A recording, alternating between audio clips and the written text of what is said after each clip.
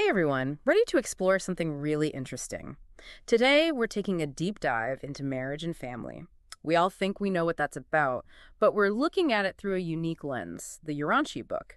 And let me tell you, it's going to challenge some of our biggest assumptions. It really does offer a fresh perspective. It really does. So, to help us unpack some of these Urantia book insights, we have an expert with us.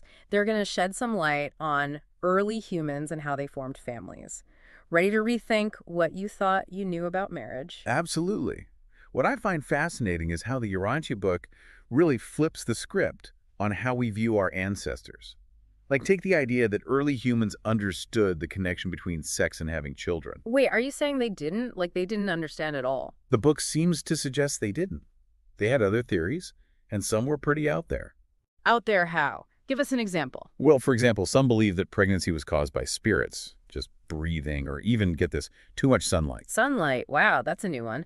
Okay, but seriously, if they weren't driven by romance, what brought those early couples together? Survival, pure and simple. Life was tough back then, especially for women. They relied on men for protection, whether from wild animals, other tribes, you name it. And once they had children, having a partner who could help provide food was crucial. So, forget romantic dinners by the fire. It was more like, can you hunt? You're hired. Pretty much. The Urantia book emphasizes that it was these practical needs, not necessarily love, that drove those early relationships. And here's where things get really interesting. The book describes this family structure most of us haven't even heard of, the mother family. Mother family. Okay, you've piqued my interest. Break that down for us. So imagine this, because paternity wasn't always clear back then. Family lineage was traced through the mother's side. That meant that her male relatives, her brothers, her uncles, they held a lot of power, sometimes even more power than the husband. Wait, really? More powerful than the husband? How did that work exactly? Imagine a family group where the mother's brothers have a big say in decisions, even about the children. The husband's part of the family, for sure, but his authority might be less than the mother's relatives. Wow, that's almost the complete opposite of how many societies are structured now.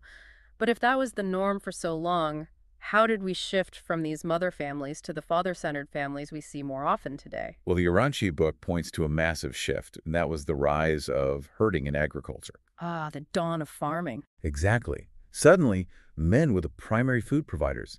They controlled these valuable resources. And with resources comes power, right? Precisely.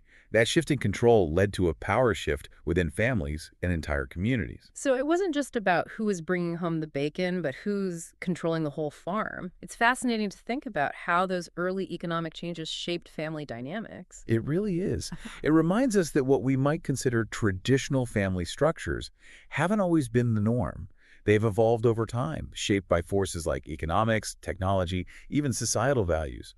And speaking of which, this shift to agriculture, well, it wasn't all sunshine and roses for women, even with this new focus on fathers. Okay, I knew there had to be a catch. Tell me more. So we've gone from spirits and sunshine causing babies to men being in charge because of farming. It's quite a journey through history.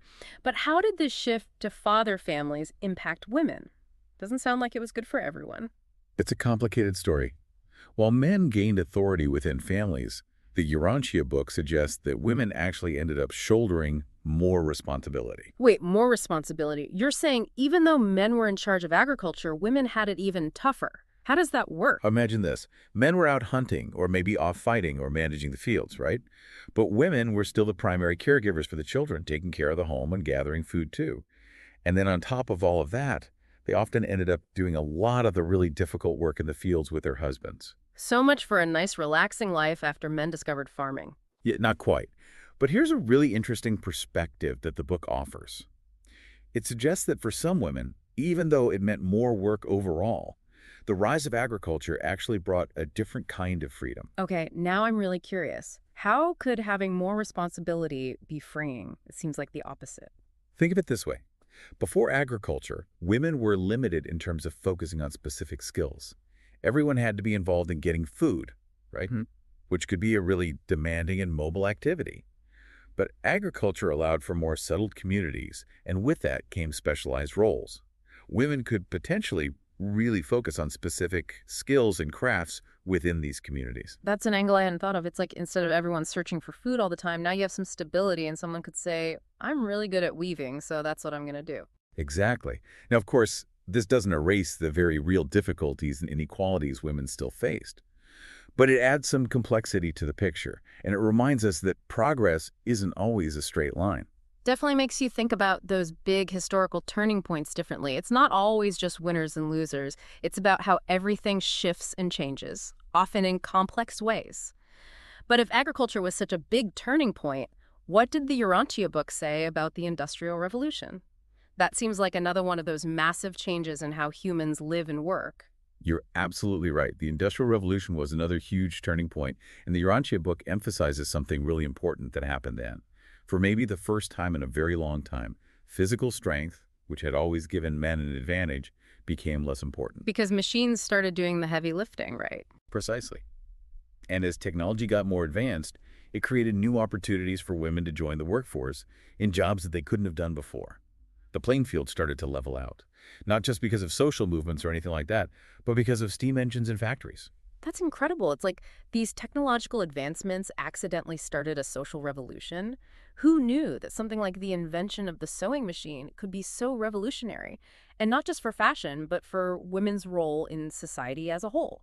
It really is a powerful example of how progress can appear in unexpected ways, and that technological change often goes hand in hand with social change. Speaking of change, the Urantia book definitely doesn't shy away from the most fundamental human relationships either, the dynamics between men and women. Okay, so we've covered early humans, changing power dynamics, and the Industrial Revolution. What does the Urantia book say about the whole men are from Mars, women are from Venus thing? Well, it acknowledges that men and women are fundamentally different. They're two variations on a theme, each with their own strengths and weaknesses. But here's the really interesting part. It doesn't see these differences as a problem. So it's not a battle between the sexes, but more like a partnership. Exactly. The Urantia book suggests that these inherent differences are actually what make humans so successful as a species. Yeah. This interplay of different approaches to solving problems, communication, expressing emotions, that's what drives progress and creativity. It's about harmony and balance between those energies. That's a refreshing perspective. It's not that one is better, it's about recognizing the value of those differences and how they work together. Makes you think that maybe men and women aren't from different planets after all. Or maybe we are, but they're in the same solar system. Yeah, that's a great way to put it. But here's something I've been thinking about. With all this talk about self-discovery and personal fulfillment and, let's be honest, instant gratification, run, what does the Urantia book say about how that's impacting families today? Because it seems like we're pretty far removed from those early humans focused on just surviving.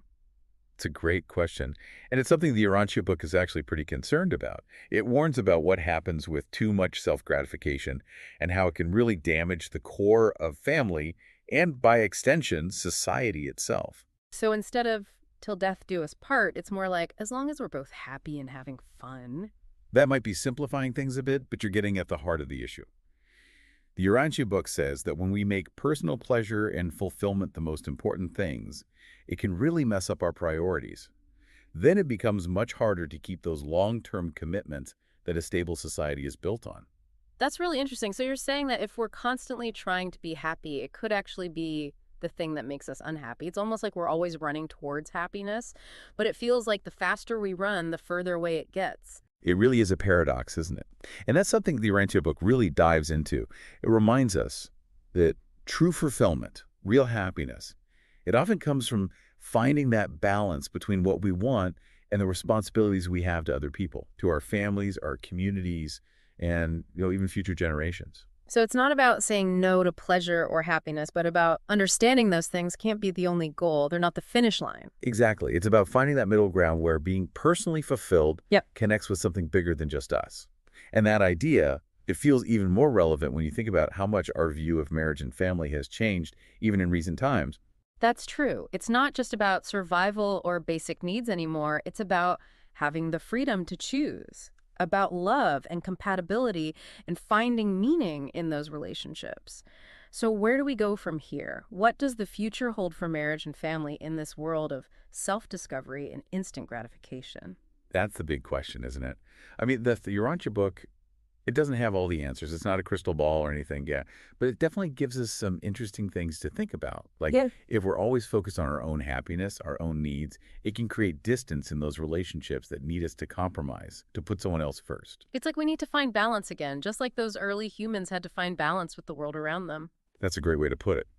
We need to remember how important community is, how important commitment is, and understand that sometimes the most fulfilling thing we can do is give to others, not just focus on what we're getting. Well, this whole deep dive has really made me think. We've covered so much history, from those first families trying to survive to modern couples dealing with a world of choices and temptations. It's been quite a journey. It really has. It's amazing to look back at how these really important institutions, marriage and family, have transformed over time. Shaped by everything from basic needs to new technologies, it gives you a whole new perspective on where we are today. It really does. And to everyone listening, we want to hear from you. What do you think about all of this? What does the future hold for marriage and family? Do the Urantia Book's insights resonate with you, or do you see things differently? Share your thoughts with us. Join the conversation. Let's keep exploring these ideas together. That's it for our deep dive today. Thanks for coming on this journey with us, and until next time, stay curious.